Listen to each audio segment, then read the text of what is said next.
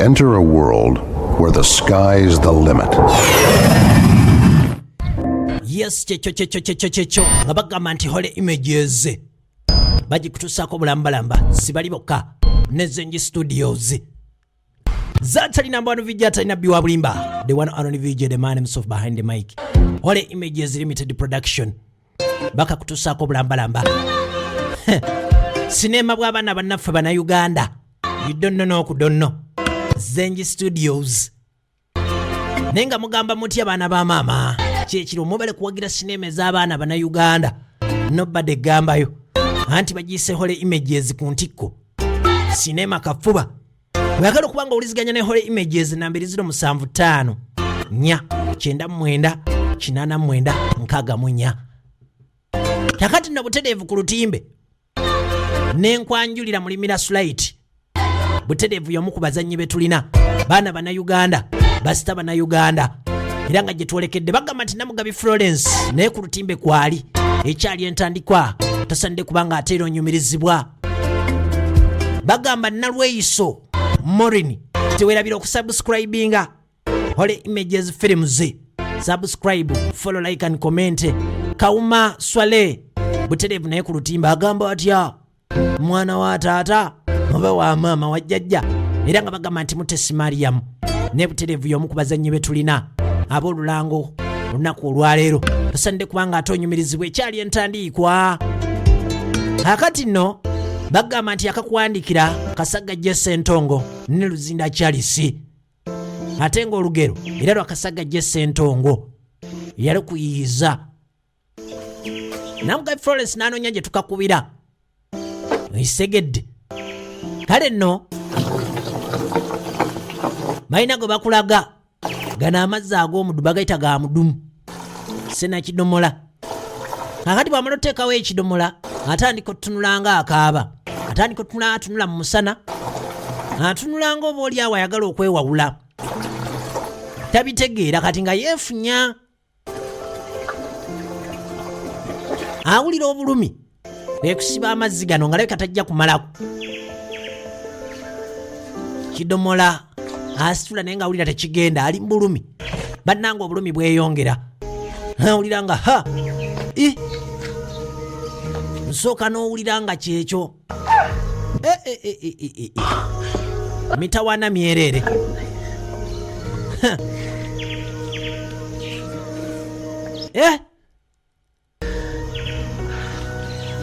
Omubiri guba gwogera gugamba nti tulina embeera etali nnungi.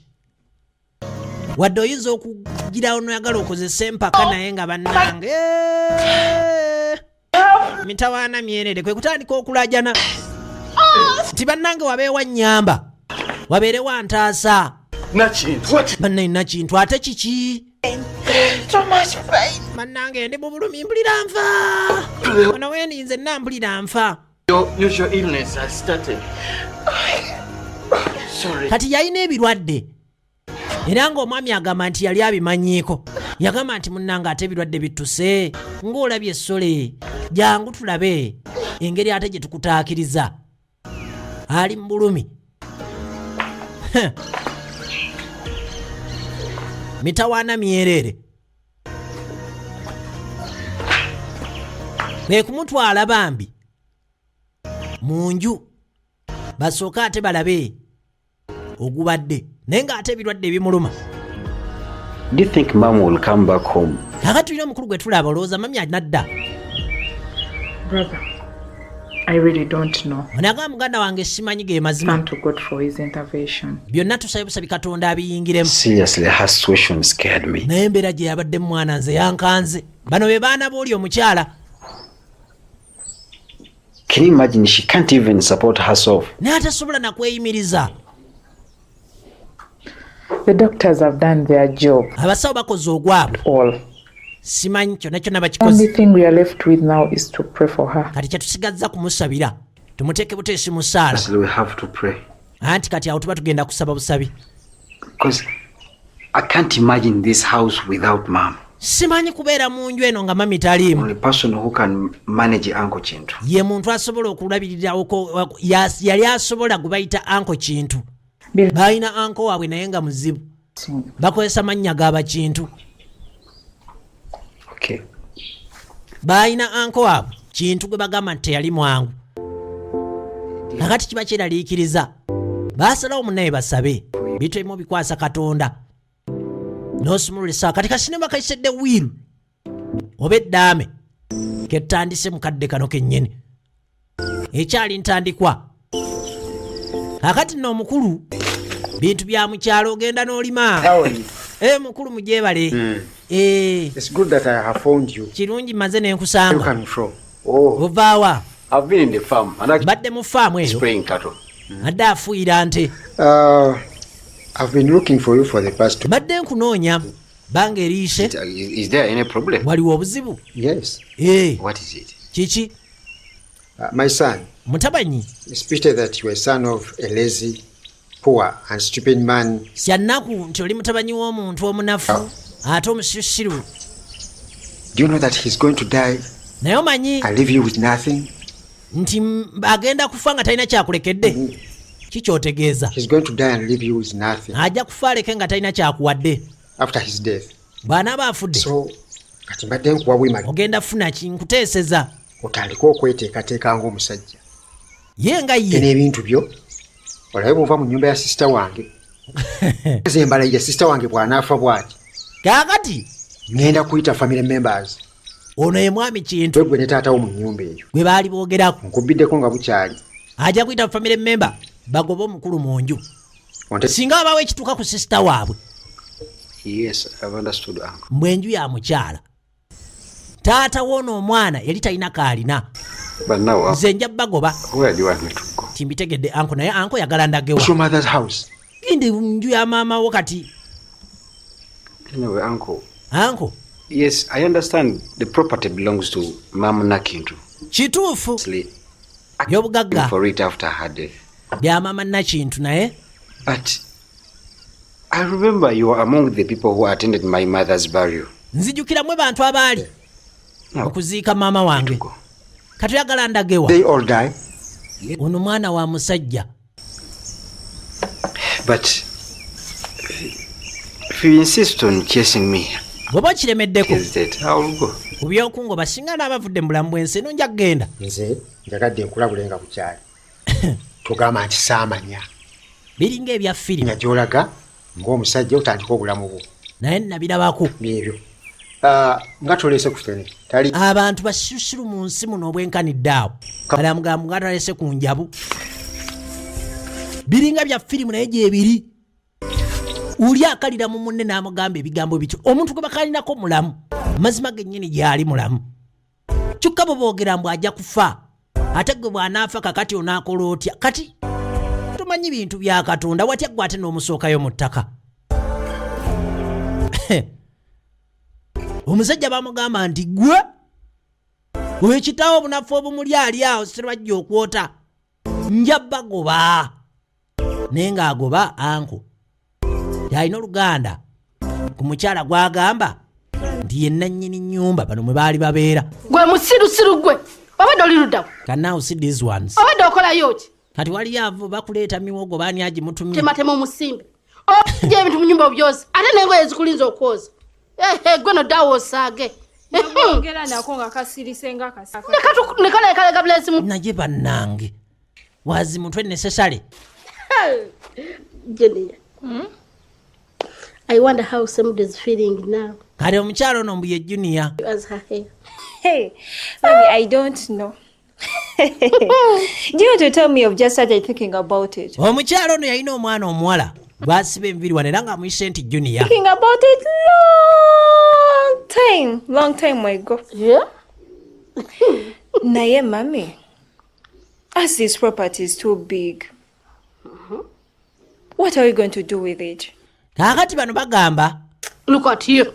nti ono yali musika. So, your dad has already planned for it. Era nga bagamba nti baali bakubanga basikira ebintu ebimu eby'omukyala. Yeah. Olina kintu. Era nga ono gwe basiba enviri nti ye musika. Just Kakati n'agamba ebintu nga bingi n'abisobola. Ono nti kitaawo buli kimu ajja kikwasaganya. Alina pulaani. Actually, I come to think that he's maybe even the one bewitching my auntie because he wants to take away her property. Kakati mbu waliwo anti omu mbu The aluleeta one bewitching her. ayinza noba yamuloga ng'ayagala otwala ebyobugagga. But my auntie was clever enough and chose nothing to Junior as her heir. Kyakola kyonna kyonna yamanyize anti wange yali mugezi yalonda nze Nakintu Junior. Nze nja okusikira emmaali. Her riches. You know. Mubeesunga olunaku lwanaafa batwale emmaali kale n'olaba. Bannanga abantu balina ezo endowooza. Mutima guba gwa kisezi gwa kirogo. Onyisizza ng'oli smart. Kati waliwo akubye ebikalu. Bwe nakugamba nali sirimba. Amadde akakoofiira kamulinga enkata. Na bulungi bwo bwe. Nze gw'olaba wano sinyiina bitooke bye bigwa. Se ne bw'obikkula omutima gwange. Mulimu ntongo yekka ya. Akuba zirayini. Omukyala ye ntongo. Enjuki ogwetaaga okunywako. Ng'alyoka amusonseka obugambo. Laba nkiriza twagalane. Nga bw'ali akakuba k'okumakya waafunira otulo ate bw'azuukuka ati n'alembeka n'anywako. Sembogga. Kati Sembogga Ebyo byonna mbiwulidde. Naye singa oba ofuna omuntu omulala gw'obigamba asobola okwagala. nga naye woomanyidde ati genda. Kubanga nze nina omuntu anjagala ate nga nange mwagala. Ebyo byonna nga bw'obiŋŋambye abiŋŋamba ate ng'ebyo biwoomu si gwenjuki. Naye bannange So Sembogga, Sembogga wange omu bw'ati. I'm sorry. Noonya banno. Ntongo. Ntongo Kikyotegeeza. ekizakitire. Even me I was joking. Nange madde nsaagamu. Kasooka wetunuulire. Wenga bw'ofaanana. Bagazaki. Najjako n'enkata. Avume bulungi. Omusajja semuddu omunafu omusirusiru gwe bawasa obuwasa. Naye bannange. Nange mbadde nsaaga. Wanza badde ogenda n'okunzalira n'obwana obunafu nga jjajja waabwe ngamba kitaawo. Twala eri naawe sina kyenkwagala. Sembogga. Kiki? I was joking too.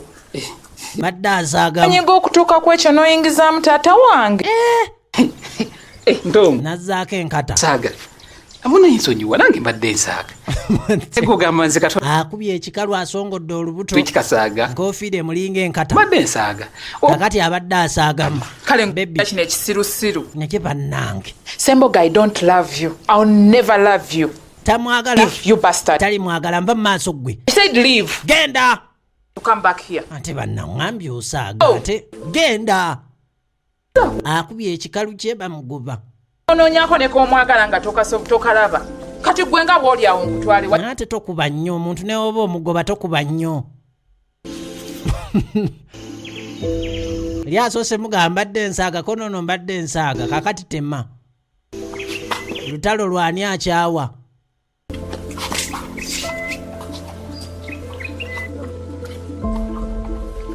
Akati omukulu ali eno akyanga ddiba. Bitwala byasomba emiwogo.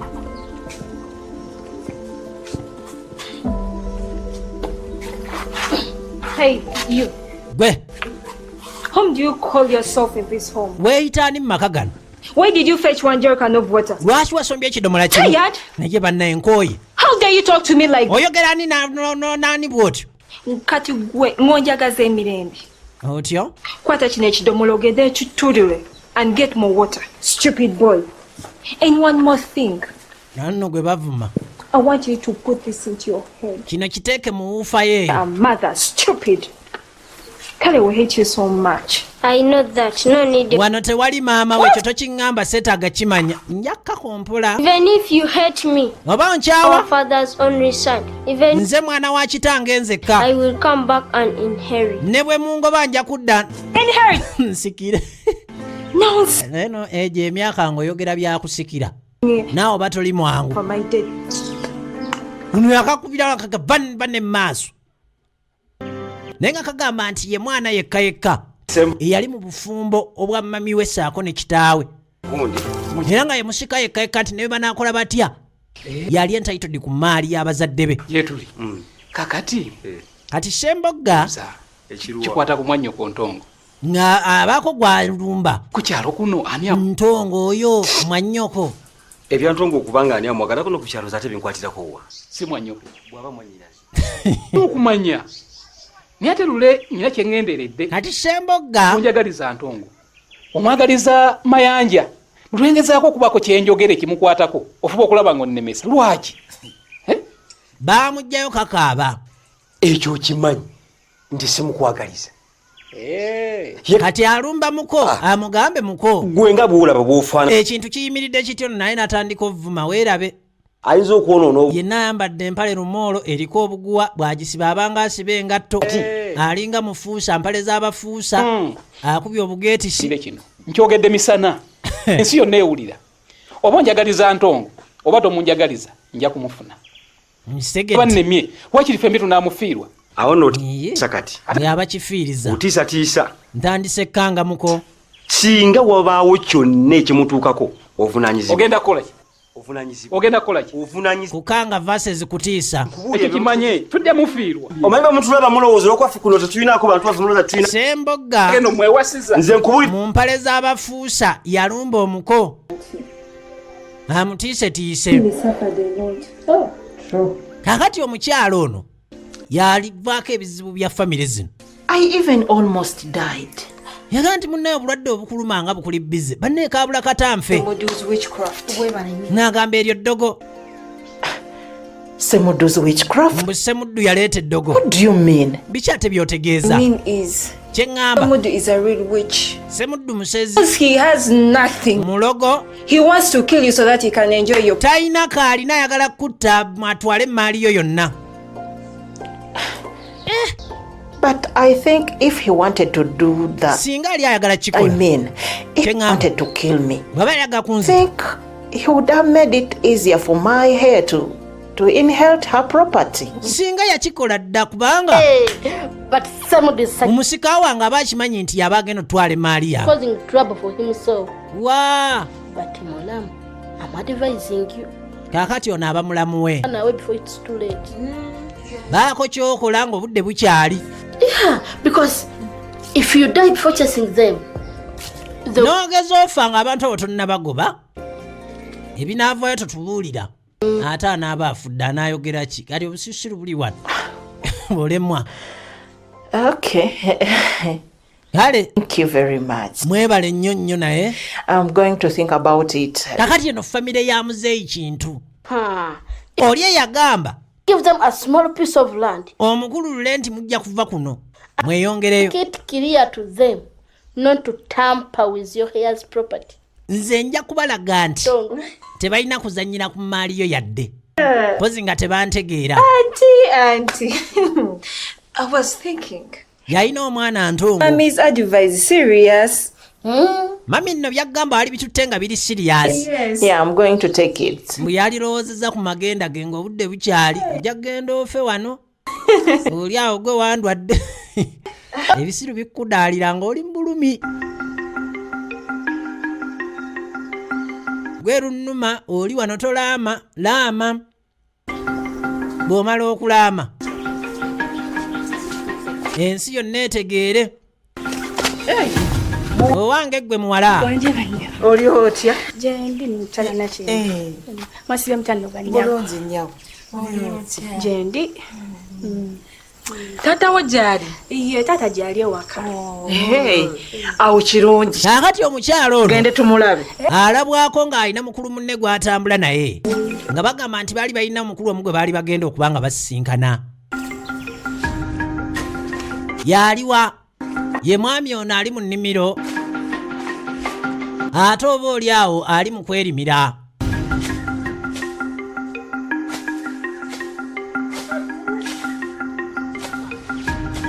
oligino neemu kimuli godfrey mugunda aba ali wano ng'abagenyi bano bamusanga ku lubimbi Minsina kintu. mukyala nakintu Welcome. Thank you. tusanyusa obbalaba Well done, Chairman. nammwe mujebale We have been looking for kale no mwami chaimaani bamugamba tubadde tukunoonya Should we go in the office? tugende mu yafeesi tekyetaagisa Out your copy. ndeese ekopi yo Thank you. wiibale you will watch it in your free time. ojja kukalaba mu biseerayo ebyeddembe kali bamuleetera oba sineema oba kiki The goat has. Yes, chair. Namaze dda n'ogitunulamu. Kakati gwe wafunye eddeeyo. Kakati mbwe kamalirize wano. Yagitunudde namudda.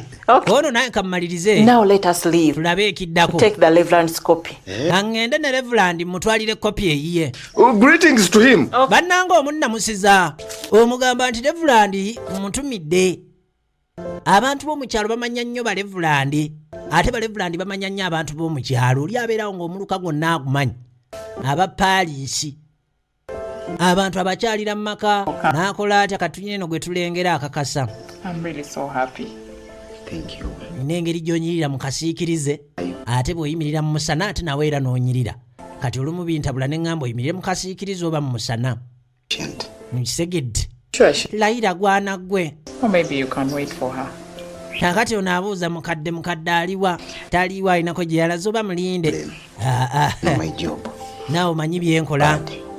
But if she comes, bw'anaaba akomyewo omugamba nti omukulu yabaddeko wano. I'll tell her Mayanja was here. Mane nja mugamba Mayanja yabadde wano. Come on, love.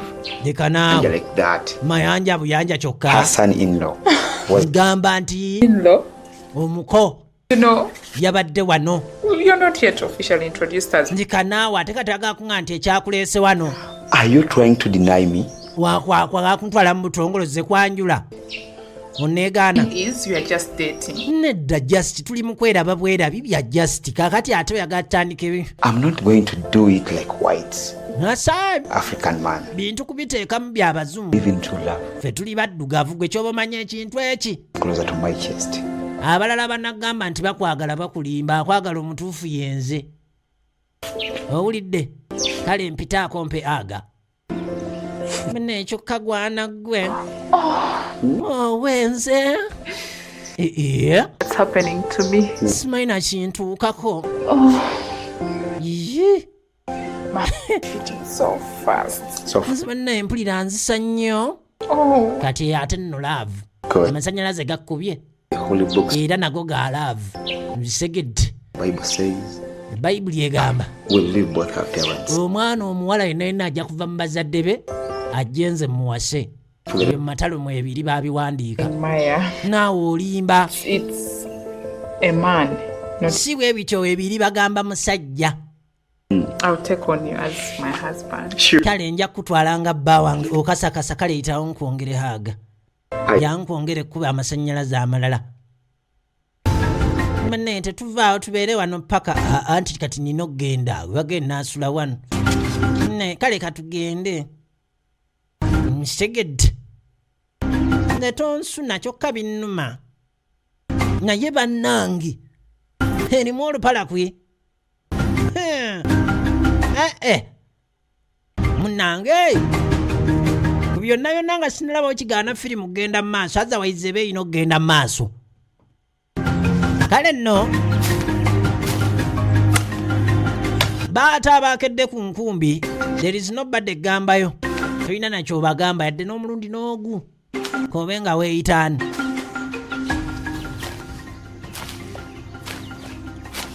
Ye mukulu ono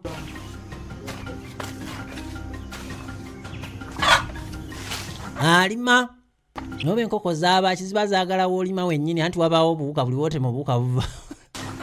Twatemanga ezo emitwe olima keeyisaayisaawo enkumbi bacwa muleeta akambe mugisale. Ngera olumuze agamba ng'enkoko oyo azimalawo. Njala ye muluma ayagala kulya ku nkoko. Ettooke lyange ne lyengera. Kakati You mean you don't see this? Mukadde naye bw'afunanga akadde teyakolanga nnyo mirimu gya kaalukano olw'embeera y'obulamu bwe. Naye nja naga nti lule gwe tolaba ttooke nti lyengera noddaawo. Lule will come and clean this. Lule ojja kujja otereeze bino wano. Afuna emirimu emyangungu ng'okusika ettooke ligwe wansi ebintuntu bwe bityo. Takola bya kaalukana ng'eyasoma. What are you doing? Nno baluyita lusolobyo. What do you... Ab'e Masaka baluyita luwabyo.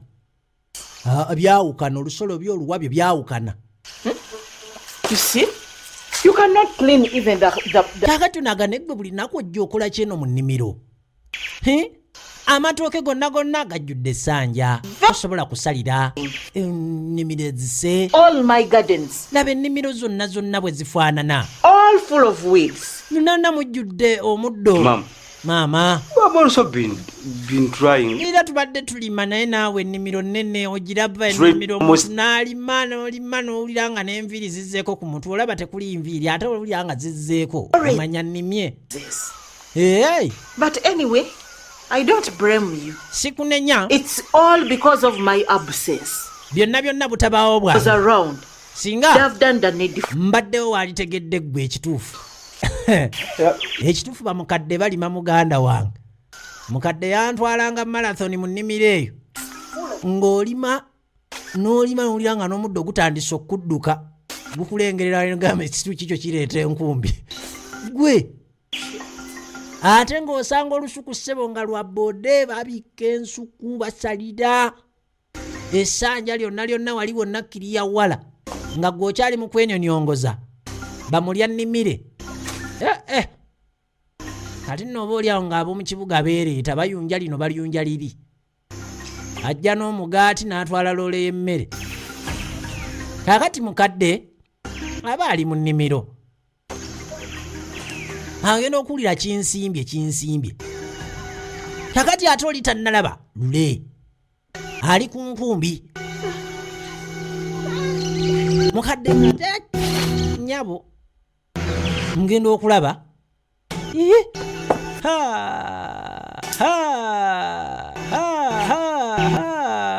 awedde mudda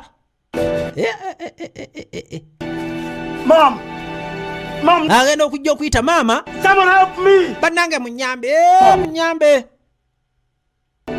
waliwo agalwadde agabeera mu bantu abanene oba omutima guba munafu ku mubiri omubiri guba munene manyi benyo mu nkoko za buloira musawo yatubuusa awo n'atusomesa engeri buloira gye zikulamu conversion y'emmere ebeera waggulu okugifuula omubiri kati omubiri gukula nga ekoko ekyali nto kati ate ogani nazo tezigejja zo zisigala ntono omutima kati bwe gukuba ennyo omusaayi bwe gutyo omubiri guba munene ate ng'omutima mutono kati omutima gwabika oba ye mekanizimu y'emu eri mu muntu nti omutima gulina ye gukoma okuba mbuuza bitunulamu omuntu akeera enkya ng'abadde mulamu ne bagamba ku saa 6 nti yabadde akutuse puresha zamugwiridde bamutusiza mu ddwaliro ng'akutuse omukyala yagwa wansi awo teyavaawo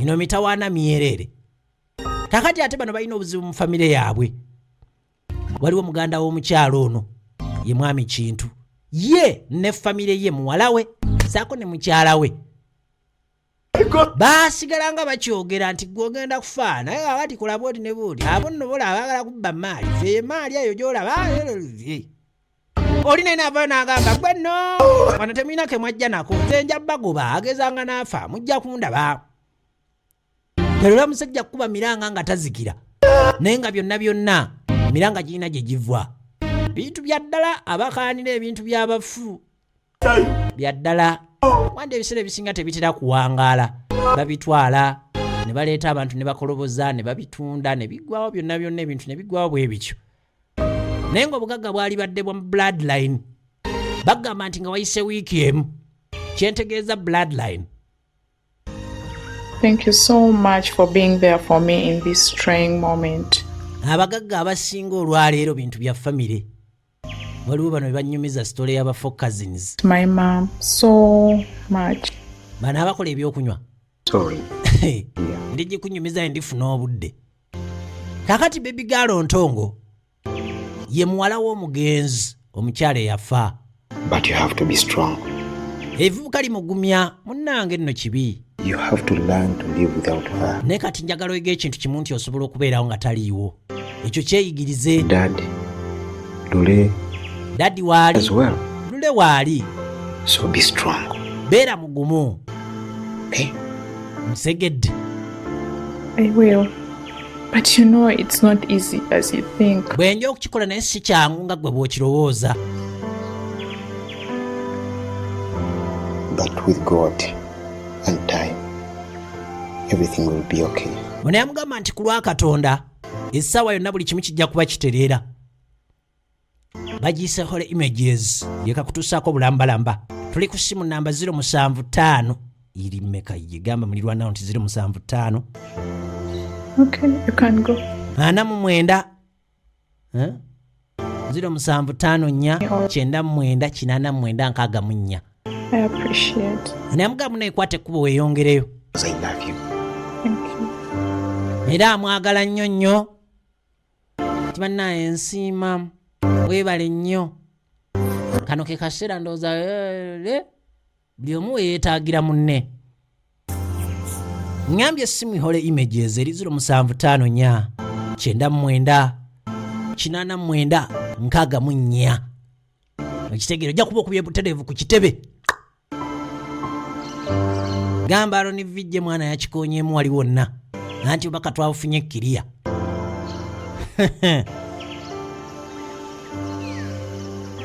Ku mukutu kale na bwekityo Baby Girl Ntongo eyalindi basa ayombi abalenzi ba kuno tumulaba akwate ekkubo yeeyongerayo.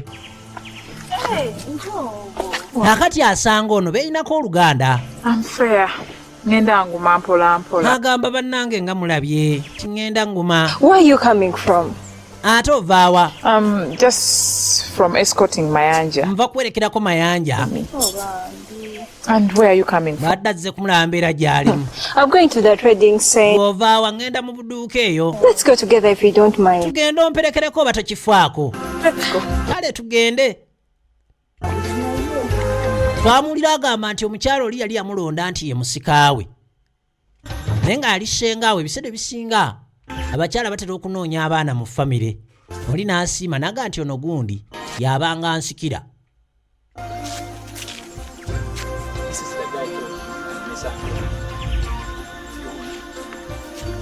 Ano omukulu aba atambula Bwana Mayanja nga sisemboggono Tukawe nga bali wano beesoma bawulira tukawe bano baagala kubaani. Mayanja leero weesonyiwa Entongo. Mayanja Za Ntongo se Mayanja nyawula mugambe ebigambo byange awoza Mayanja kenaddamu nenkusanga naye togenda kukyagala. Mayanja bajja mu baafuuke mayanzi. Kiki omutwe gukola bulungi eki sirowooza. Kibuuzo okusa olwogera n'Entongo ani azzeemu sirowooza. andi mwenna temutegeera temulina magezi. Nze tonvuma. Kakati Tonzirugaza. oba ovuma banaye temulwana. Abeekiri wano Badde ngenda kukuba. tawaana myere Abo baleke basirusiru tebalina magezi. avuma. N'obatunuulira Kakati Bulijjo naawe olwana. bano be bannyiiza. anko nga bamubuuza Abakunyiiza. obusungu abukyewaye ng'onyiiga otya. Simanyi bamulamuza nga bamwetooloola. Bamutooloola Anyway, lwaki amutooloola? bagamba nti kyerondera taba mubbi. Naye bannange Oba nawe nkwerondere. Nye si gwe omubi ennyo kyessa obulamuko kasente. Era nga kimanyi avuma wekikawasenga. Gwasikira senga. avuma omuyaya ebituufu. Ng'era n'ebintu bye byonna bigenda kubeera byange. Bwetwogerera ali ku maali njereere. Kessa Mukama ennyo.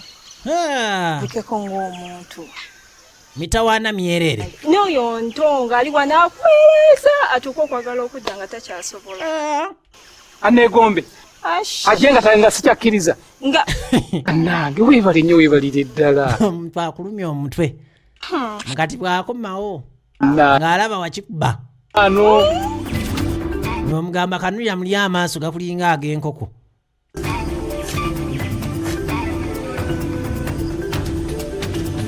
Nakati omukyala tulina gwe tulaba alima aba alima n'agwa wansi.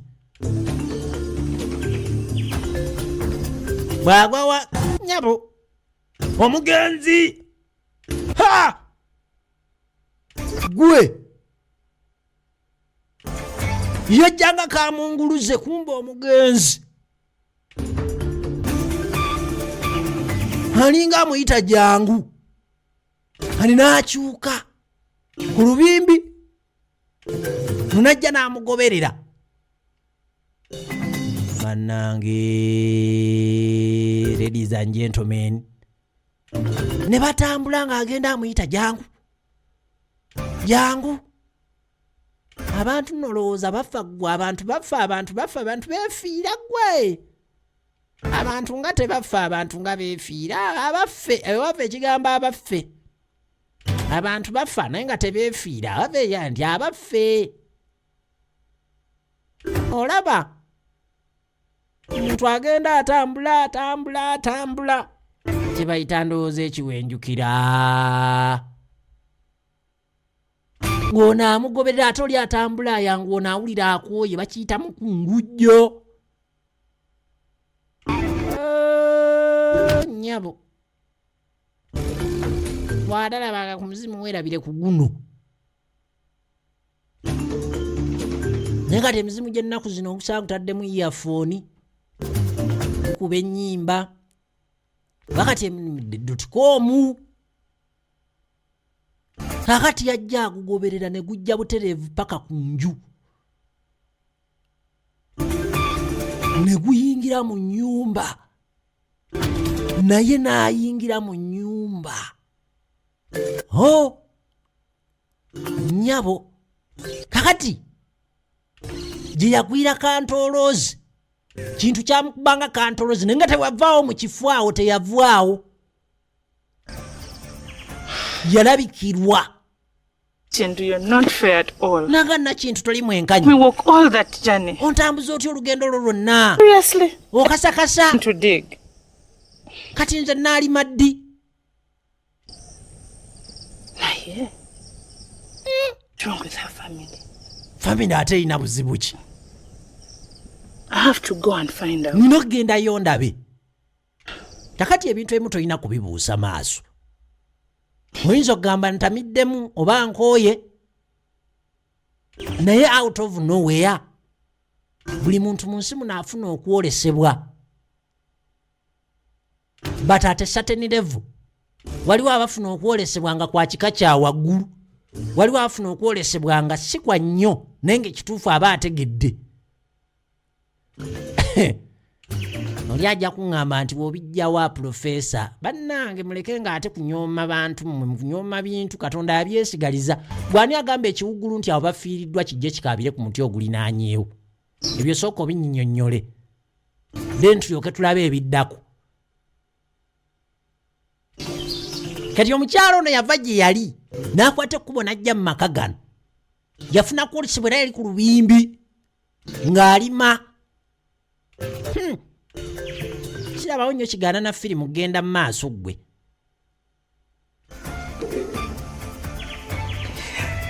kaakati laba ekiri ewaka tukyaza nno banna egwana ggwe weebale bebi omwana ntongo omwana wa nnyamo ntongo eri okwana omuntu ng'erinnya lye baaliyimbayimbako dda kati nga n'okumuwana kikwanguyira oyimbawo ennyimba ezo naye oli awo n'akakyuduleni tebakayimbangako mu luyimba lwonna kati onoonya kyokawana tokiraba kati nagamba nti yali aloose sisita we era nga lyamuwadde ebiragiro akwate ekkuba ajje wano mu maka gano era agamba tazze kuddayo azze kubeerera ddala wano okuuma bintu byamugenza kuno ntusanyusa okukulaba abeera anti senga bwentongo sitole eki Let mommy's sister. oyo sister wa mami And she's coming from the village. avudde mu kyalo Let me first go and attend to her. nsooke ngende mulabe It's okay. tewali buzibu tewali buzibu I love you isegedde ntongo okumuwaana tebikooya nnyo ekisookayo mulungi oyanguyirwa okukimujjukiza then n'omuyimbiramu n'akayimba ka ntongo naye osanga omwana ng'erinnya lyakunoonya onoonya akayimba we baamuyimbako nga wa kanootandika ate kweyiyiza ggwe ennyimba ogenda okunzika olinga ayimba ennyimba z'omu ssabo nkitegedde kale byonna olemwa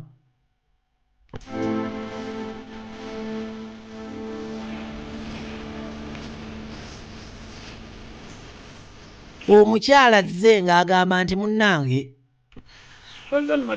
avudde mu kyalo era ng'atumiddwa ajja asooka alabe ekiri eno. Madam, I was told you asked me to leave there. Kakati tulaba mukulu naludde nti muŋŋamba nti nve mu nju. That's why I'm here. Y'ensonga lwaki nze. To ask for more time as I look. Sabayoko ku kadde nga we nnoonya gye ndaga. Okay. Ng'ono ye musika. Kale. But I'll first talk to my dad about it. Nja kusooka njogereko ne kitange. Okay, thank you, madam. Kale weebale nnyo. But madam, as you talk to him, naye ng'oyogera naye, try to plead for me so that he gives me more time as I look for where to go. Omunsabira n'omunneegayirira ampeeyo kadde nga bwe nnoonye ew'okudda. Some more time to think about. Towulira bulungi. Stupid. Nkugambye ngenda kumubuuza ate gasimanye. Otegeera bulungi va ne wano. Bannanga ayogera bubi. Ate mukambwe mukko. Stupid.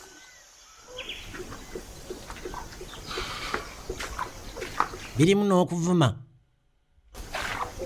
Kati yalibbawo omugenzi kuba kati atakyalibbawo kuba Abaganda baalugera nti omufushi mukwano gwo. Tojjaga nti bbawo omugenzi ku ddiiru ki. Omugenzi aba yagenda. Aba ali wano. Most welcome. Nga mukulu munnazze. Tusanyusa obbalaba. How is here and how are you doing? Wano muli mutya? We are here trying to learn how to live without her. Gezaako okubeerawo nga taliiwo. I have to because tukyeyigiriza. Has to go on. Exactly. Bulamu bulina okweyongerayo nti ye. Let me be brief. Kampite mu byangu. Come here to show you my daughter Nakintu. Nze kulaga muwala wange Nakintu. I know her very well. Oyo mumanyi bulungi. But she is the success of your late wife. Anti ye musika wa mukyalawo kati omugenzi. Good. Kirungi. So Nakintu is replacing Nakintu. Nakintu yadda mu kifo kya Nakintu. Kitegedde. You're most welcome. Tusanyusa obbalaba. My new wife. Mukyala wange omupya. That you'll take a good care of us. Katusuubire nti ojja tulabirira bulungi munnange. Love you. Mbalabirire. Actually, I will manage to take care of one person. Nja kulabirira omuntu omu. And who is that? Ani oyo? Ntongo. Ntongo. What about us? Ate ffe. I'll not manage. Sijja basobola. Actually, I came to inform you and your son Lule. Nga mu byonna nze kubagamba. This house by tomorrow morning. Gwe n'omwana wo Lule bukeerera nga mugenze. Successor. Musika. We shall go. Because tujja genda. State. But kuba munnange. To give us only gwe musika. Naye tusabayo omwezi. For year to go. Tunoonye weewo okudda. A month? Mwezi. That is too long. Ndi ebbanga nga ddene. Please, my child. Bambi mwana wange. Help us. Tuyambe. In that period of 1 month. Mu kaseera ako. Pay for where to go with my son. Ak'omwezi ogumu tugenda kuba tuyiya we tulaga nze ne mutabanyi wange. Cannot be my father. Gwe tosobola beera kitange. At least not a man like you. Si musajja akufaanana naawe atereka kubitabula. Your request. No problem. Ebyo by'osaba nja bitunulamu tewali buzibu. Only 1 month. Naye anti mwezi ogu. Thank you so much. Weebale nnyo nnyo nnyo. As you know. Nga bw'omanyi. She's now the owner of the properties. Kati ye nannyini maali anti yonna yonna. But make sure that naye fuba okulaba 1 month well. Mwezi gumu ogwo.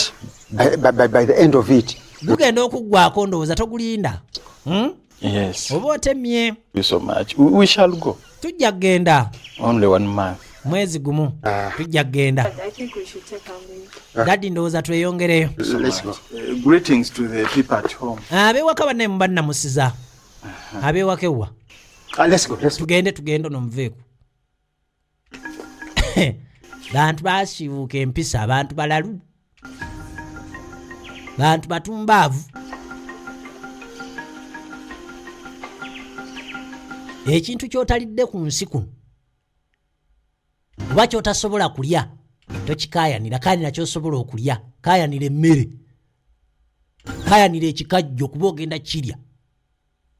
Emmotoka gy'otagenda kulya togikaayanira, ojja gikaayanira egwe kabenje nga naye mwoli ofiiremu. Ettaka tolikaayanira. Nina kufa muganda wange. Biveeko ebyo. What?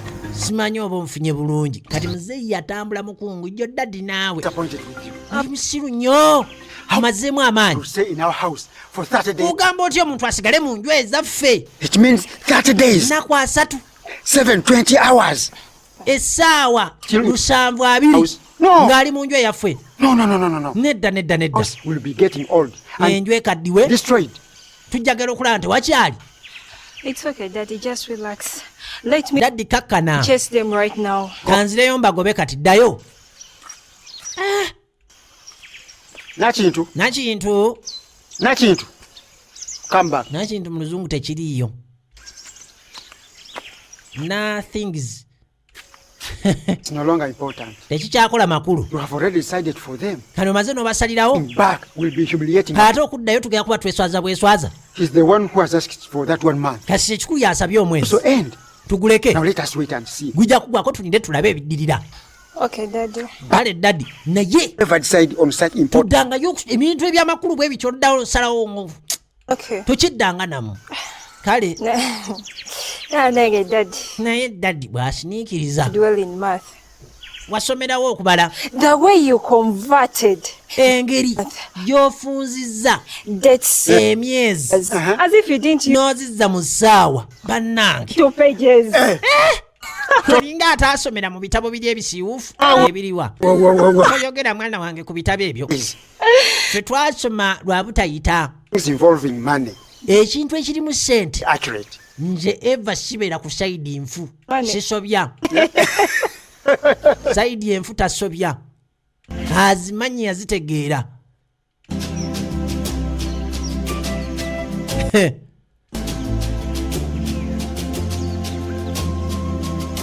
ensi eyo gyetulaza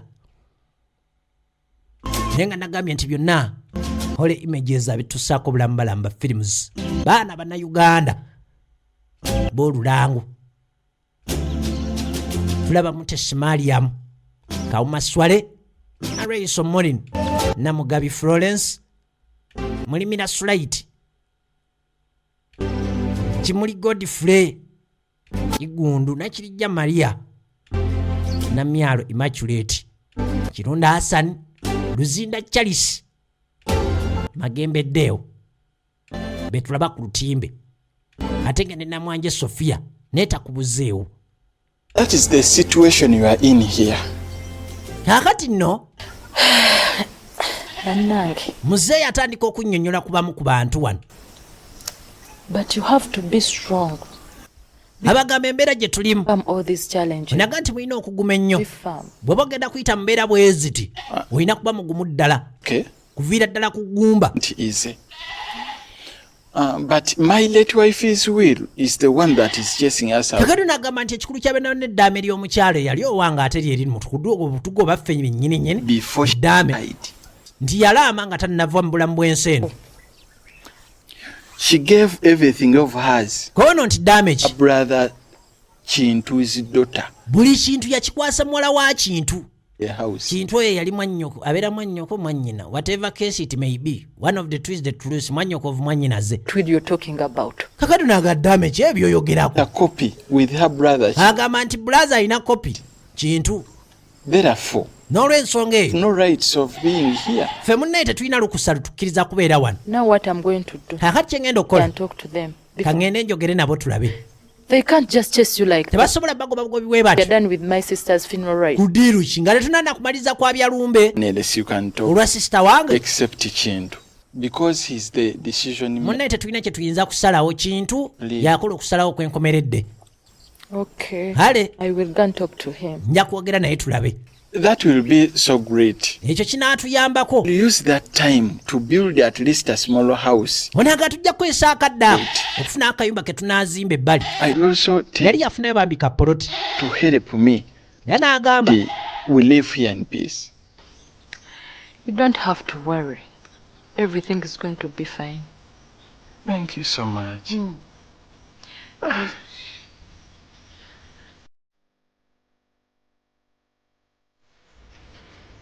Okay. Yatugenda maaso. I know you very well. Since you are done with taking my water, can you please tell me the reason why you are here? Oba maze okunywa amazzi gange gwe nkumanyi mbulira ensonga lwaki oli wano. So much? Now, what has changed on me? Skin. Naku zinaakyuse. Namuga ki kyenkyuseeko buwanvu bunene seebyo. Let me get straight to the point. Kantukire ku nsonga. Fumita emboozi. Kintu. Was suggesting. Madde ngamba. Since we are still mourning for our sister. Bwe tubakyali mu kkunguba. Did you leave her husband? Lwaki toleka bbaawe? Where we are going. Ndaba gy'olaga naye tomenyeka. She was not stupid to put Nakintu. Teyali musiru kugamba nti Nakintu muwala wange ye musika. Here. Kintu, you're forgetting one thing. Olina kye weerabira. Was Nakintu's husband. Oli yali bba wa Nakintu. Use the good words. He was. Kozesa ebigambo ebituufu nga bw'obikozesera manya amakulu gaabyo nti yali. Kale akyali bbaawe. Stupid things here. Kyagala kuŋŋamba bintu bya kisiru. Feeling me stupid. Ompisa omusiru. Okay. Kale. We shall see when the will is. Tujja kulaba eddaame we linajjira. Don't make me laugh. Tonsesa. Actually, they say. Bagamba. Even if you pound fools in the motor. Ne bw'osekula omusiru mu kinu. Nakintu. Tasobola funa magezi. She's not home. Nakintu taliiwo. Agenda akebereyo. Alaba oba waliyo obuugi obwasigadde. Abadde ayagala. Obwatulemye. Abuleete tubuteekemu ogwo omutwe gw'omuka. Kintu. Omutwe mukalu bayiwemu obuugi alowoozesa obuugi. Okay. Kintu onvuma. I remind you. Kali Kintu talina mpisa wadde. Buli omu amuvuma nga w'alabye, buli omu amuddamu nga bw'alabye. Saagala wejjuse. Ekiddira kyonna anko saagala wejjuse. Deal, by the way. I'm a big deal. You cannot threaten me like that. Kati omukulu agamba nze sejjusa. My home. Ate nze tontiisatiisa tebankanga. Owulira? Naye nja kujjukiza olunaku lunene. Yakujjayo jambi. Tambula. Balina amajambiya. Bantu b'omu kyalo balina ennaku zino abantu baafuna n'emmundu. Waliwo gye twagenda munnaayo omu n'ajjayo n'emmundu ssebo. Bano abaagala emmaali abalwanira emmaali. Embeera y'ensi nzibu mukko.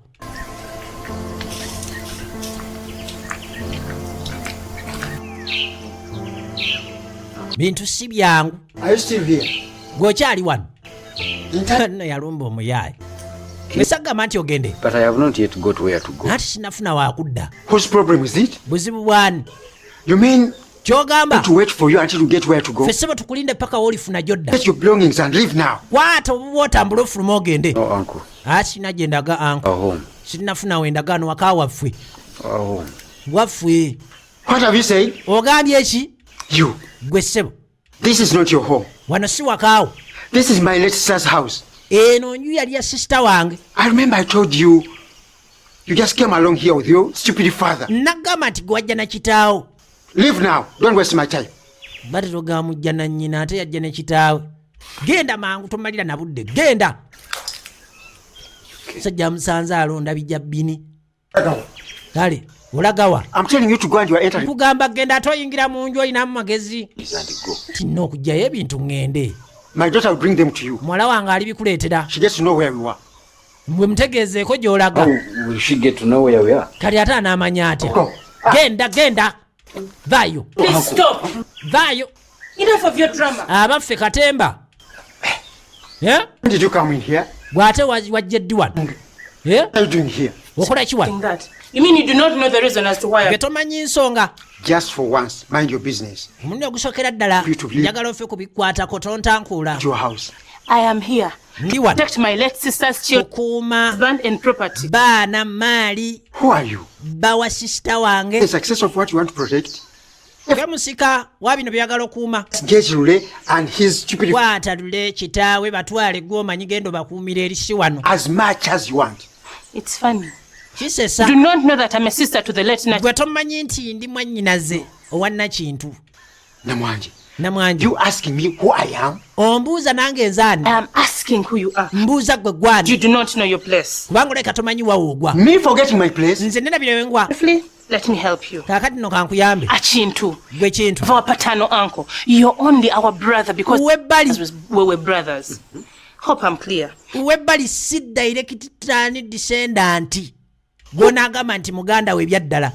Here in my late sister's house. What will you do? Kati bataata ate baali ba Luganda. You have to know your limits. Eno nju sebo ya sister wange. Inside the house. Eno mmanya nno wookoma. You better die. Wafu. Because tajja kuyingira oyingira. Enter. Tojja yingira. Enter. Kakati ogenda yingira. Enter. Tajja yingira. Ng'ayingira atya. Kati nkuttewo mu nzijeewo. nkuttewo njayingira mu lutalo temunkwatako nate munyiga nze munyiga nno mbabuulira ojja vaayo ate gwe tonsika magulu mulabe nno tojja yingira mutudde ku mutwe naye bannange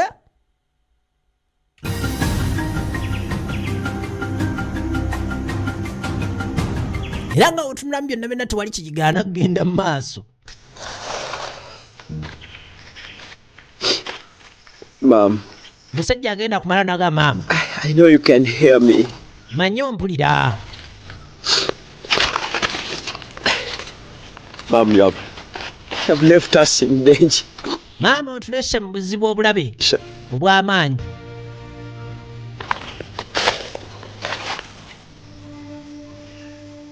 Mom. Mama. Where am I going to start from? Takati nze ate ngenda kutandikira wa? Mama agenda kutandikira wa? Mutabanyi. Nze yafunvubidde sibalabe e Kampala. Naye gye mudda.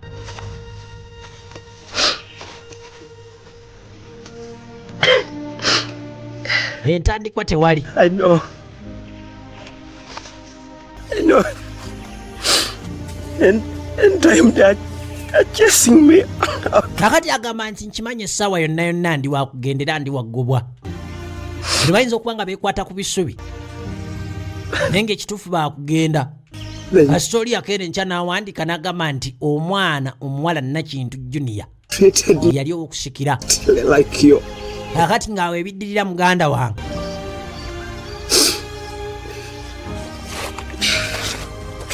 Mulemwa. Mama.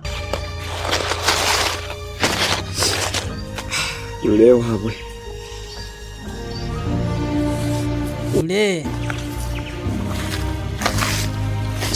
Amugamba agende na kitaawe. Messi. Nanga kwata mu obwangu ogende. Babi ne bateroga kwata nnyoko kwata kitaawo. Amugamba kwata kitaawo ogende. Olemwa. Kale nno. Till we meet again. Yamna ebeereeyo mirembe. Tomanya. Nkabira ku bafu enzoga mwana wange onsubwa nnyo kale kankutuge naawe neeyungeko yitawo nkugwe mu bulago ontegeera akanfaamu. Kabira abafu. Funa akutuga osiriwalira ku malaalo. Omufune w'omukabira agenda kukolera ki? And that will be the beginning of... Akati omwana omuwala Namwanje. But in-law. Baatandika ssebo kwatagana nnyo ne mulamu wano. Mulamu naye banna. Surprise me. Oli awo nze olumu neewuunyisa ate batya. Nkwewuunyisa batya? Hey! You want to blame me for not thanking you. Olwo nsalira omusango. Teaching me in this trying moment. Mbusikwebaza kumbeererawo mu biseera bino eby'okugezesebwa. And you always standing by my side. Ate gwe n'osigalawo ng'oli ku mabbali gange. Everything you do for me. Buli kimu munnaye nsiima era nkiraba. In-law. Nsegedde mulamu. Nedda naawe nze sigamba ebyo ate ugamba biriwa. Era gwe tobiraba. I came here. Buva najja wano. Nnaku nkulaga. Realize that. Naye gwe. I love you. Sebo tokiraba nti nno I love you. Naye bannange. Love me? Yeah. Njagala. Yeah. The fact is, amazima gali nti our culture, if a man loses his wife, nno omwami bw'afiirwa marry again, akkirizibwa okuddamu okuwasa. I'm allowed to marry you. Era nzikirizibwa okuwasa. But even if I'm to remarry, naye ne mbaa kukikola. Marry my late wife's sister. Kati ate mpasa ntya sister? What's wrong with that? Kati ate ekyo kiriko buzibu ki? Do you think sisitawo omugenzi after seeing me marry? Olowooza bw'anaalaba nti nkuwasizza olwo n'asigala mu mirembe? Because I did not come here on my own. Era kati nange sinze yeereeta ye yaŋŋamba nzije. Even Kintu himself will start up and Kintu awo anaatandikira. Leka naawe. I'm here on my own, like I said. Sinze yeereeta. Who ordered me to come and look after her? Era sister yaŋŋamba nti genda olabirire omwami oyo. Kati nange neŋŋaka nzije nkulabirire nno wenna nkulabirire. That. Naye bannange. Dream. wamusisinkana wa eyayendoosa You had a dream? yakuloosa mulimwa In-law. mulamu I'm now confused. mukuntabula Those things might cause bintu ebyo binaleeta obuzibu mwanange. Let's just fulfill the dream. naye ebirooto byo tubikoze tutya kubanga era bwokiraba naloota nakati nze ebirooto yagala bigendere bwe bityawo tugende tuloote kubanga tulina okuloota ebintu bino tubirootere ddala we give it some more time. tubiweemu kaakadde ebirooto nzimannaye ebirooto obirwisa olwisa birooto ebirooto bibanga obiroota nga birwawo. Okay, fine. kale naye ng'ebirooto ala baloota bano omuntu bwe wanyirirawo ettabwe si abantu bakuloote buloosi bwe batyo bashesheshe mwana mwange bwoleka kale nno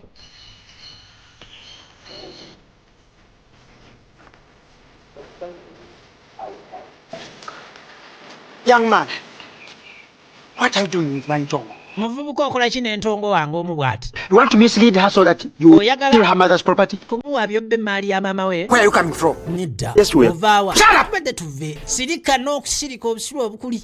Out of my sight. Nva maaso. Just look at you. N'okitunuulira n'omutwe ne maaso ne gakusiiwa. Ntongo. Why do you shame us to that extent? Lwaki otuswaza? Twakamala okuziika nnyoko. Tannaggwa na ku magumba. And instead, you are just moving around with the boys.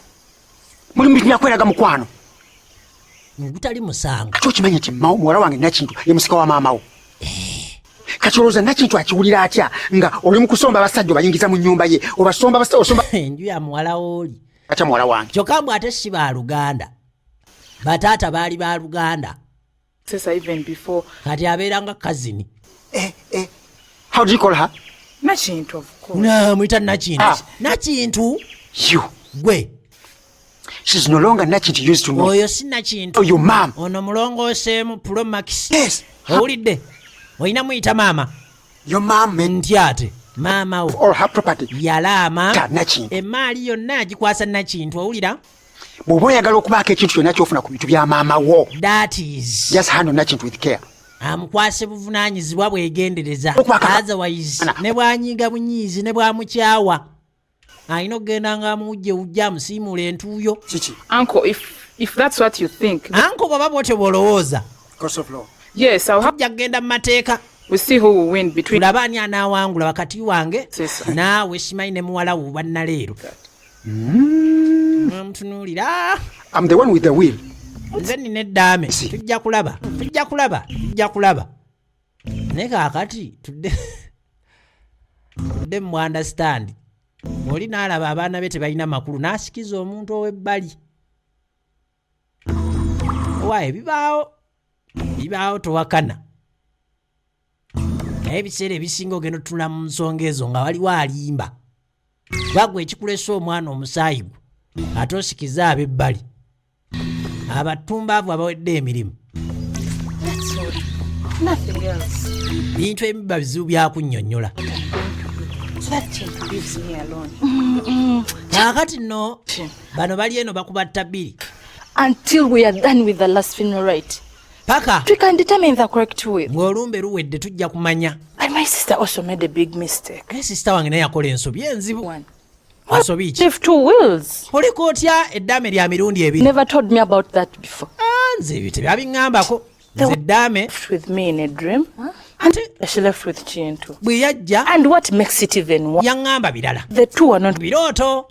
Ate eddaame mbu Kintu yaliina kati bikwatagana biti. I'm going to explain that to the people. Kale oyogenda binnyonnyola otya naawe musimanyi baakulaamira mu kirooto olina amagezi. I'll just do my ono nze nja kubagamba be banaamanya. Mbi yaloota. But me what I think. Naye nze. Meet as one family and decide on what to do. Kyendowooza tusikane nga family emu tusalewo ekyokukola. No other people left apart from me. And ekikulu kya byonna teri bantu nnyo basigadde bangi. Brother from mama. Jako nze. Bano baaluganda nno ddala maama y'omu taata y'omu. But still, have that biological bond. Chintu is your brother. Bwe kiba kya musaayi era mulinamu wali akabagatta. Kintu wa Luganda naye. Anyway, I'm suggesting. Nteesa. Can ask around the village elders for guidance. Tubuuze ku bakulu b'oku kyalo batulungamye mu nsonga ezo. Oyogedde nno ensonga ekyo kinaakola. Wasoma lwa butayita. Okitegedde. Bannayo namusiza ab'ewaka weebala okujja okunkyalira. Maama Gundi. Ombeereddewo Maama Gundi. Bantu b'oku kyalo eva tebaba na mannya babeera na Maama Gundi. Mukyala Gundi ebintu ntumodulo.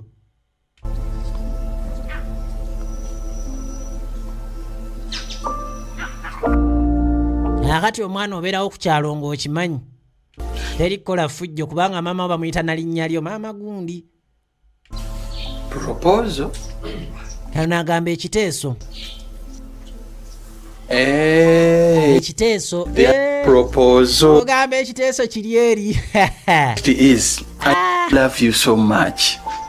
But the problem is. Naali kwagadde kuba nkwagala. Behind our back. Naye obuzibu. Chale. Aboogezi. And his family. Kintu. Alone. Ne family. Let me tell you. Abo bave kate kankubuulire nno musajja wattu. Even bother to chase you away again. Abo nno tebagenda nakuddamu yadde okwasamiza akamwe okugoba. Okasakasa. Because in that case, I will use the powers entrusted to me. Nze nja kubagamba amaanyi. Even chase you away. Agampeebwa. Bajja gategeera. Yes. Please accept and we get married. Okasakasa kkiriza ggwe ffe tufumbiragane ggwe. Peace. Tujja beera mu mirembe. It is fine. Tewali buzibu. Naye bannange olemwa. Oh, Dad.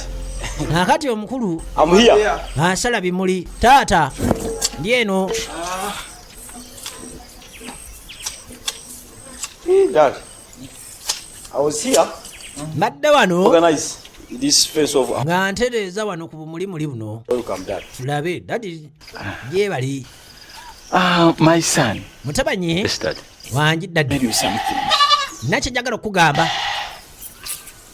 Ekiriwa. And your auntie Namwanje. Nze ne auntie weyo Namwanje. Your understanding. Tulina engeri gye twategeeraganye. What do you mean? Kikyotegeeza. In Kyengamba. love, but separately. Tulina love awo mpolampola eri mu vibration teri mu loud. She replaces your late mom. Ati kati adda mu kifo kya maama wo. Comment about that. Ekyagala nnyo tukiyingiremu. Daddy. I don't support it. Sikiwagira. Why? Lwaki? Because of what people will say. Abantu kye banaayogera munnange. What will they say? Banaagamba ki? That all along, Uncle Chintu was right. Nti ebbanga lyonna Uncle Chintu yali mutuufu. What is he saying? Ate kikyayogera. That you killed your wife. Muwatta mukyalawo. So that you get married to her sister. Wase sister we. Steal her property. Obbe maali ye. But Chintu, what? Chintu lwaki? I also don't know. Simanyi. But sincerely speaking, that's what has been telling actually all the villagers. Bintu byabadde agenda agamba abantu bonna ku kyalo. Now, Dad. Akati. If you get married to her, how will you save yourself? Gwe bw'ona agenda mu maaso n'okukola obufumbo obwo. Everyone will confirm it. Olugambo ogenda kulubuukamu otya kuba buli omu ajja kuba kyeraze lwatu. Omuyeeya yakuba ttabbiri entuufu. Okay. Thank you so much, my son. Kale, weebale nnyo mutabani. I suggest nze nteesa. You look for another woman then. Noonya omukyalo omulala. Bulamu bweyongereyo. Okay. And there will support. Kibebigaalo kimugira kimusonseka obugambo nekikola kinza muzeeyi bandi naawe. Naye bino ebyasenga Namwanje. Ogenda osenge singa saasenga wasenga singa nsinga singa gi. Seged. Ale ebiseera ebisinga abantu berekereza ebintu ebimu. Abantu banaayogera ki? My daughter Ntongo. Muwala wange Ntongo. Girl child always talks with her mom. Come and have a chat. Jangu twogeremuuko kubanga omwana omuwala alina okwogera ne maama we. Olaba? I do not want you to take this the wrong way. Saagala okitwale bubi. Naye your dad and I Daddy wo nange. We are something. Tulina as in something. Love each other. Ngabo olaba. Hey. And kakati. And proposing we get married. Era ngamba. But we're still afraid. Tutandika obufumbo naye mama. Rumors around the village. Engambo ku kyalo. I conspired with your dad. Musimanyi. Your mom. Twekobaana ne daddy wo ate simanyi. Mami wo tumutte. Mom. However perfect you might be, still people will talk about you. I think it's better for him to marry you than him moving around the village. Another woman to bring in my mommy's house. Good enough, you're not married. My mom is already dead. So I think you can go on. Genda maso. My daughter. Good, you're old enough. Sure. You'll see the outcome. Mom, I don't see any objections in that. Love yourselves. I need to make preparations. So you know what? Let's keep on, and I'll go do that. Anyway, keep on. Okay, I'm at your back, Mom. Mama mpagira gwe. Mama nga bamuwagawaga. Mulemwa. Baba nnyonnyola baleme kuceekanga kintu. I'm going to get a man for this girl on top. Njagala funayo omusajja ampasize kintu ng'ekyo. It's a good idea. Because kubanga when we get her married, baafumbirwa would be easy to beat us down. Kati kano kawuliriza kakibwetere. All their strength are in that girl. Amaanyi gaabwe gabiri muwala oyo. Why are you going to get a good man for her? Ogenda kujjawo omusajja omulungi gyali. Musajja. Stupid. Oli musiru. Who told you that I wish her a happy marriage? Gwani yagala nti mwagaliza ofumba bulungi. I just want to get rid of her. Njagala just kumujjawo. Fulfill all my plans without any disturbance. Sisobola kukola plani zange nga waliwo ebigenda okunsumbuwa. Yes. Nyabo. I'm in class. Hatina. Chejembuke. Clever. Jagwa oli mugezi banne musajja oli mugezi. Ondabye. Nze nasoma lwa butayita. Naye nga nasoma.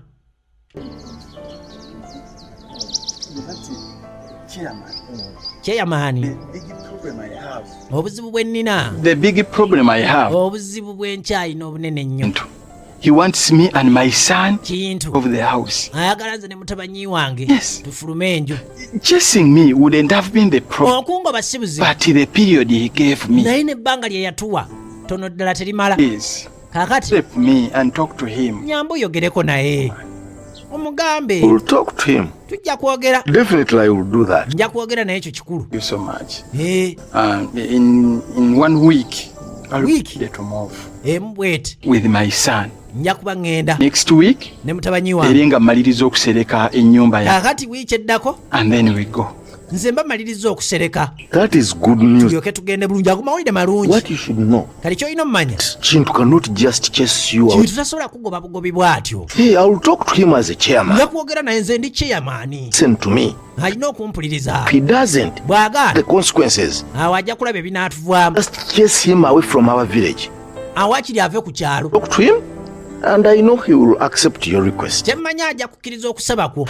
Today I rest in peace without his disturbance. Olwaleero mpumula ne neebakawo. Still relax and nga tansumbuwa. Bwe kakkana teekawo abiri. Relax and leave that to me. Ebyo bindekere. Ojja kakasa nti ku nsi kuliko abaasoma. Ekintu chairman mu nsi muno kikulu nnyo wadde abamu balina ababanyooma. Kale eri ebyalo ebalonda ba chairman abatamiivu biki. Ne batyobula yafuise eyo naye nga yafuise eyo nkulu nnyo. Alina okusalawo kwekola. Kutwalibwa ddala nga kwa nnamaddala. Kanno kano kakibwetere kajja misini. Gwe. I have had mom and dad mpulidde mami ne daddy off so that they take your property. Nga bagamba. Are you sure? Baagala kutwala maaliyo. Okasakasa. Banoonye gye bamutwala. Okay. Mali bagitwale. But now, go home. Ewaka. Okay. Mpulidde. Kati omwana agenda n'aloopa kitaawe. Ne maama weno naye taba mwangu.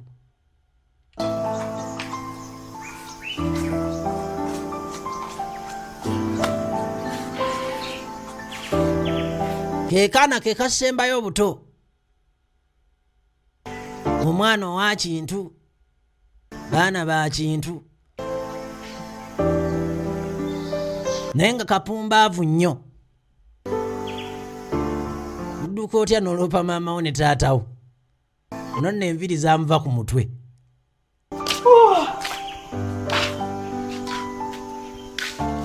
Baabano ate ebiseera ebisinga abantu bwe bati tebakulaakulana naye okwata ssente n'obawa tebakyukako.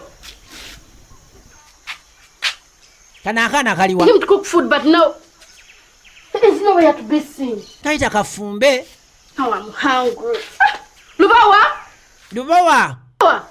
Lubawa no? But this boy is going to get a head out of... Kana akaana kanantegeera akanfaamu. Lubawa no? Lubawa ava kwenjero vawa. Asking you where are you coming from? I'm coming from the toilet. Mba mukabuyonjo. Do you think I'm stupid? Ndi musiru. Since when did you start to spend all that time in toilet? Kuva dinga mutoyo malayo wiki. Now. Eh? No sense. Mba mutoyi toyo eri side zeri yave eno. Yanetodde bwetolozi nju naye ng'era gyenva. Eje emyaka obolooza gwasinga otegeera.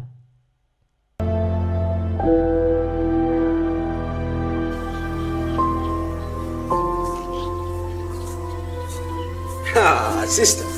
Tongo mwana wa maama. Ate nga Lule mwana wa taata. Kati amulabanga mwannyina zoovu mwannyoko. Gusala ku miyembe kandi ekundabe miyembe wa 6 za kanzaali kinga giwoma.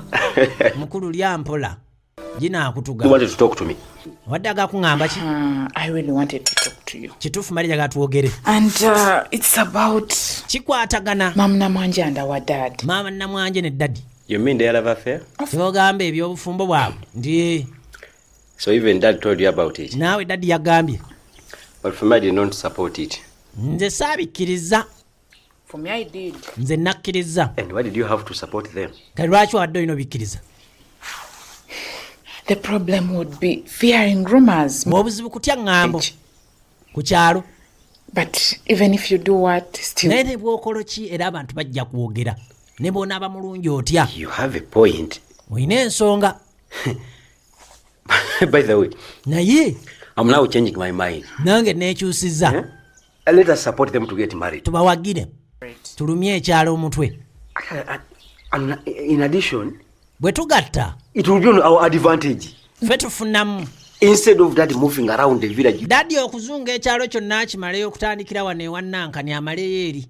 Get married. Tuba tumuyina ano mu 5 tazunga. Ajojange gisigaddewo. Lule. Misegedde. Ebyaddirira mayanja. Except the Gomeses and the Kans. If you add, waliwo abakutte ekitabo babala bw'ogatta wali eri bigatta Gomesi Kanzu biki? 2 million and 200,000. Miliyoni 2.2. 2.2. 2.2. Okay. Kale 2.2. Miliyoni 2.2. This is unusual. Inono si kya bulijjo. It's always the groom to cover almost the full budget. Omugole alina okusasula budget y'emikolo. These are the meetings for his friend to support him. But for your case, bayita nezi meeting. Naye ate gwe ku lulwo olidde nga mulimi. Bright to cover the full budget. Kati omugole ate yagenda obisasula. Mayanja. Why we are doing all this is lwaki tukikola? I want a very good function. Njagala omukolo omulungi. And I don't want to be ashamed. Era saagala kuswazibwa. So kaakati if I don't support you, bwe sikuwagira, get all that money. Now I'm going to give you the money. Sente ayinza obutazifuna. And buy things. Kati njagala nkuwe sente. Genda ogula ebintu. So much, sir. Omale weefuula abireeta ku mukolo. Lastly, weebale nnyo papa. It's not good for a boy. Naye ekirala si kirungi. Come to the home of the guy. Omulenzi okuba nga weewujjawujja. Proper. kubuko gye wajja omukyala. That's why I'm going to give you the money now. Kyovula sentence kuwa kati tonneewubako. You bring them to us. Genda ogule ebintu otuleetere olugende. Tutwale mukyalawo. Bwe seefeeko omukolo guteekamu ssente. Najjo osobola kujja ssente ezo. Mathematics. Ekitegeera bulungi. One day wisdom will kill me. Kemu ssente ate omukolo ogwagala mu bwangu. And I want the function to be colorful. I'm going to do it so quickly. Ayagala omukolo gwakolamu. Ono yagamba ngenda kukikola mu bwangu. Okay. Hale.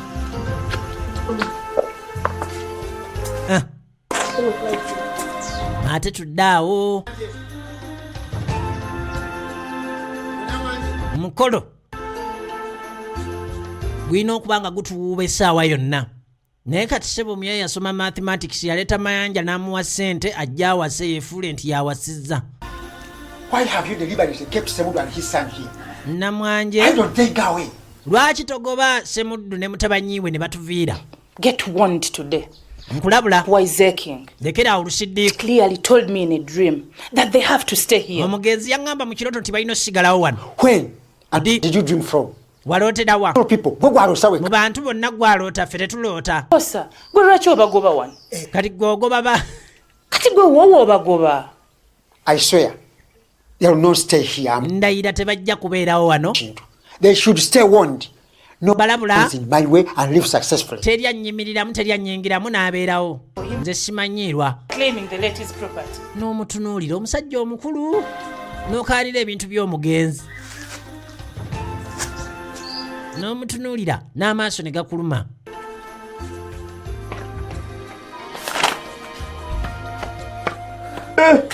Ntongo.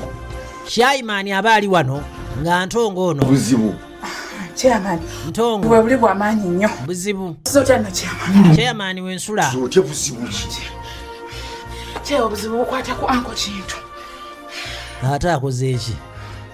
It seems he wants to take away my mommy's property. Alabika agatwala mali ya mami wange. And now he's trying to marry me off forcefully. Agezaako kunfumbiza lwampaka. Kintu. Everyone on this village is seriously complaining about it. Buli muntu ne yeemulugunya ku muyaye Kintu. Abafu. Want me to do? Oyagala nkole ntya? I want him to bring that will he's talking about that my mom left. Njagala leete eddaama eryo. Byagamba nti mami yali mulekera. In his presence.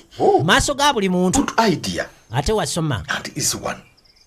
Ate ekyo kyangu. I'm going to talk to him. Ngenda kwogera naye. And hopefully the meeting will take place. Ajje tukole olukuŋŋaana. At your home. Lwaki tukolere wammwe. Okay, Chair. Thank you, Chair. Webale Chair. But make sure he doesn't give any excuses. Of course. Tagezaako okwebuzaabuza dde opalapalanya. Yes, I'll talk to him right now. Nja kwogera naye. I'm going to look for him. Ngenda kumunoonya oba aliwo oba aliwa. Kati bakyamaani abaakola mutomuleetera nsonga n'asigala ng'atudde. Basitukira wate ebiseera ebisinga bakyamaani baabwerere gw'omusaasira nga ndi muzeeyi. Kwatayoko ku mafuta ga booda. Kintu. Era ne yeebaze ni Kintu oyo. Yenna okusitukirawo ensonga z'ekyalo bazikwasa omuntu obuvunaanyizibwa ng'ensi yonna emumanyi nti owavunaanyizibwa. Things tomorrow. Kyova olaba. Bag. Kizibu nnyo osanga Chairman nga bamugye mu ofiisi bataddemu omulala. Just a meeting without consulting me. Kakati yasisinkana Kintu. Mukola meeting nga temunneebuuzizzaako Chairman. I was waiting for the final funeral to open it. Zimbadde nninda. I think I tulabe. to go and bring it. Bintu byasimanyi ki? Onaamusaba ddaame. 2 months. Ddaame liri wala. Kintu. Okulireeta kyetaaga bbanga kimyezi ng'ebiri. We opened it. Kintu eddaame walisumulula dda.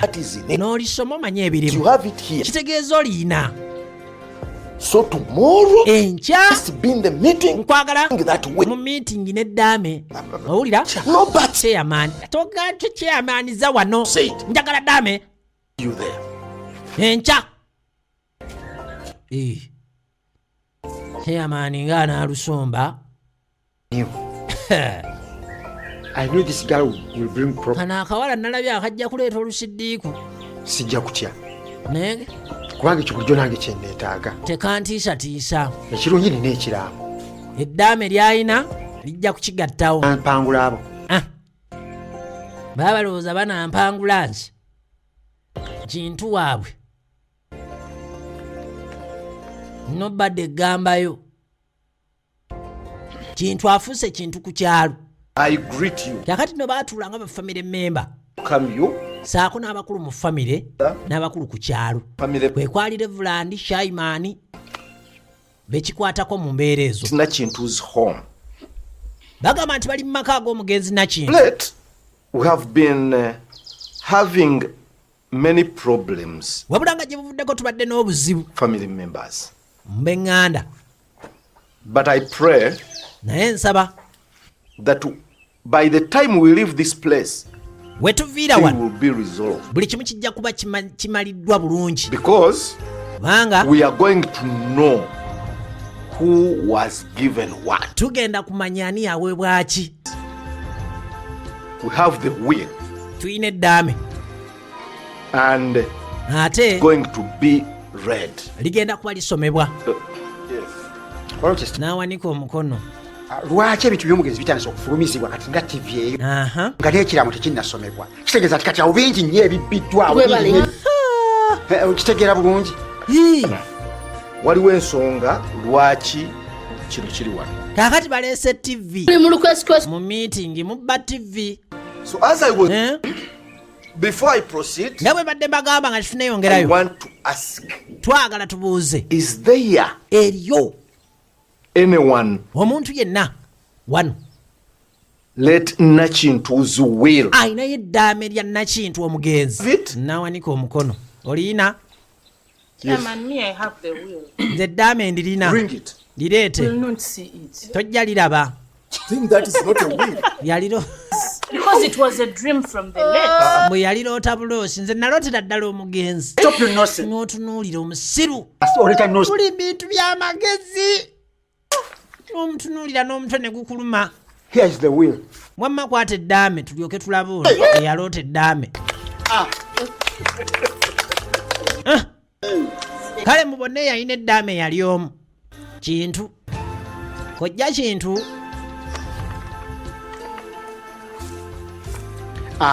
Awusomawo nnyo wakati awo. Have you seen that phase wakati awo?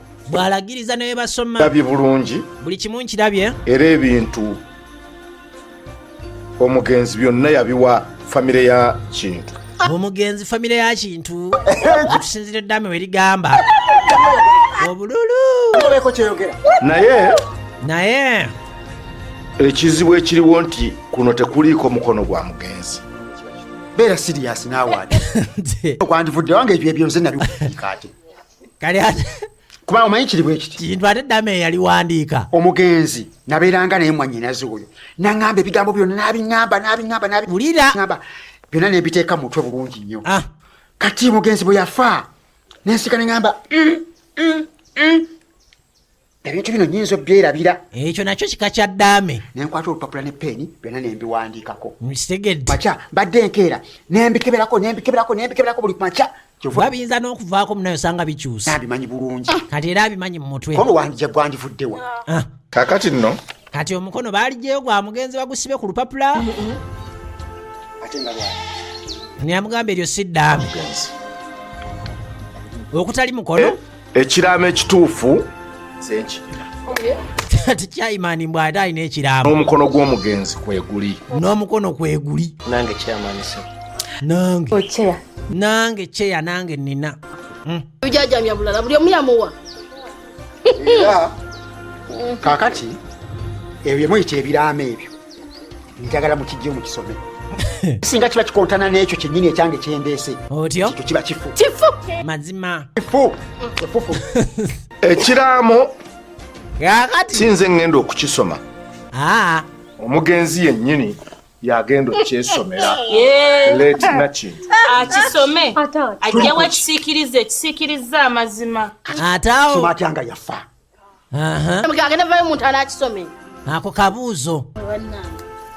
Ko Chaimani bano obutasoma obubali ng'ajjayo akatambi. Jjukira baabawazi CD n'ezitali ezammwe abavubuka. A compact disc. I welcome everyone in your... Ng'ateekamu ka vidiyo ku lutimbe wali kyekyalesezza TV. nti obubaka bwe baagala okulaga abantu bano bwonna bwali bwakwatibwa mu lutambi.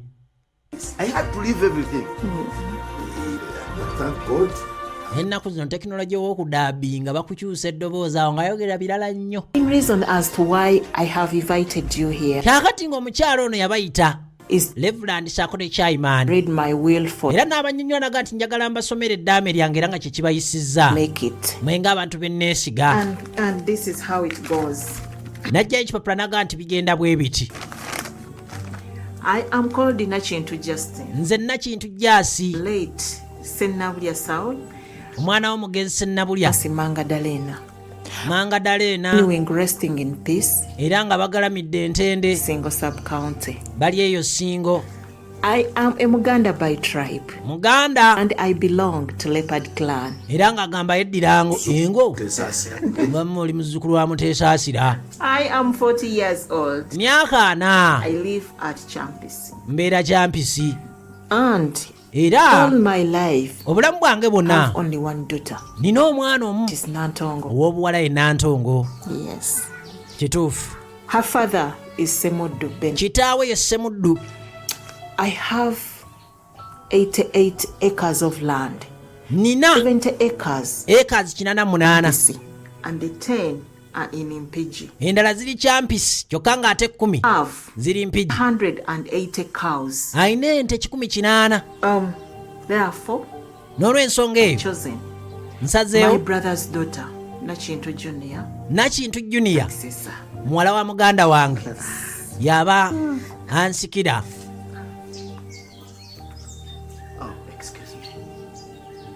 Kakati yes, hello. Byebiri mu bubaka Chaiman ng'essimu evuga eya Reverend. Oh, I'm truly sorry. Bamuyita. I almost forgotten about the program. Banena dinirabidde program. No, I'll just rush there. Amazima kanziruke misinde kakati afunyemu ka emergency. Era nga bamuyita oba eriyo kiki oba bintu byakugoba mizimu. Babeera bakulira zipaalisha abo boolaba. Mrs. Nakintu. Mukyala Nakintu. Oh, I'm really sorry. Kibi nnyo. An emergency at the parish. Nfunyemu okuyitibwa ku paalisi. Tebisobola kulinda. Bambi. Nkwegayiridde. I'll let you two proceed. Mwababiri mweyongereyo. Someone here will give me the updates. Nze nja kujja mu mpe. Okay. Obubaka obusingawo. Kyekyo. Nemuddaawo. Ne mwasama. Mwongeze. Mbadde nsaba kaneko. Nakintu Junior. Ekiramu tekinnaba. Bongeze ku volume naye abagaba ne ekiramu tekinnaggwayo. Maaso mukama wange. Zanya akatambi fumita emboozi. Kakati baddamu ate ne bayitibwa. Kati eri ebadde nga interview. Kakati akanti Reverend yafunamu obuzibu. We are all here. N'ekyo mukisa omulungi nti ffennera weetuli. Tugende mu maaso n'emboozi. This is how I've distributed my property. Bwe nti bwe ngabye emmaali. I have given my heir Nakintu Junior. Omusika Nakintu Junior. 7 acres of land and 5 cows. Bamuwadde eka 10 have given my n'ente 5. 5 acres of land and 3 cows. Kintu eka 5 n'ente 3. Given my brother's son Lubowa. Mutabanyi wa muganda wange. And 3 cows. Bamuwadde eka z'ettaka Lule n'ente 3. 5 acres of land. Lule eka 5 cows. My husband, sweetheart darling Semuddu, n'ente zaako. I've given him 10 acres of land. Omukulu baamuwa cows. Omwami eka 10. I've also not forgotten my sister. N'ente zaako. I have also given her sister wange 10 acres of land. Namwanje muwadde eka 10. And 20 cows. And she will be my caretaker. N'ente 20 era ng'ajja okulabirira famire yange. My husband Semuddu ne bba wange has to make sure Semuddu that he is happy. Alina okufuba okulanga musanyufu My daughter. mu buli mbeera saako n'omwana wange. I have given my daughter, muwala wange, only daughter I have, omuwala gwe nina yekka, 41 acres of land muwadde eka 40 and 116 n'ente 16 plus all the money ne I have in the bank account. zonna ze nina mu banka. Finally, ekisembayo I have given 5 acres of land eka to 5 the church nziwadde church to build hospitals for bazimbeko oba malwaliro gayamba abantu. I declare that when I die I must be buried bwe nfwanga to our ancestors' graveyard. Munteeka Buried my mom kubijja gye baaziika mami wange saako ne daddi wange. also have to take my body to for prayers. Era nga muntwalanga ne munsabira. I'm going to be staying currently. My friends, that is my will. Kale nno bantu bange lyeryo eddaame. Naki wasoma lwa butayita obugalo natalina yagaba biki kakati nolaba eddalu kakati omukyalo oli buli muntu yamugabira buli gwe yali amanyi nti wa famire oba musaayi gwe ebyobugagga bye yali alina byali biyitirivu bonna yabagabira kakati no naddaga nti oba omusika asigale oli nti gwe omuzaala oyo musika kati ate omusika mwana waabali bali bagamba asigale bali gwe kano mpitaako kalaba olutwe lukalinga wuufa akalenzi bakatutte omuwala omusika bamugamba asigale ensonga z'ekika zonna ziba zina kwetolera ku ye butereevu situjja kubanga tusukkawo bwetyo bwegenze badde bagiyitadde wiiru buli omu yamugabira naye munnaye emirulu gy'abantu n'obutayagaliza bali buli kimu baali baagala kukyezza naye nga bwe naggabe nti kyotasobola kulya okayanoolekamu ekyokulya kaayana kuba ogenda tteeka mu lubuto lwo ate ekirala ogenda woomerwa ekisegedde kale nze mu mmere sizannya naawe nkusuubira obutagizannyiramu naye nga byonna byonna naggambye nti bannaffe nnyo abaddala babayitaani enadde ngenda kugaba ennamba y'essimu Hole Images babikutuusaako 075 94 8 9 075 94 Utetevu ujja kuba batuukako Hole Images Limited. So n'olw'ensonga eyo I sign out as of now tunaaba twegwako kanaaba kazzeeko bye bye.